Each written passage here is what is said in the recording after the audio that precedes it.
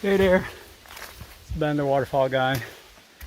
Another great little exploration to do when you're in HRM and you can't really leave town is to come to Sorrow's End. Sorrow's End is basically a rock climbing area.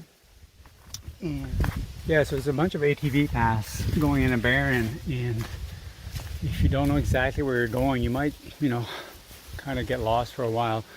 But in reality, if you're looking around when you're in an area that's really barren, you'll see those high cliffs that are just jutting out from the forest, or the barren, sorry.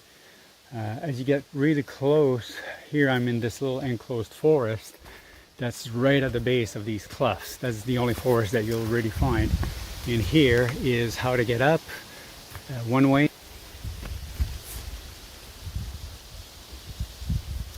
would be through this crack.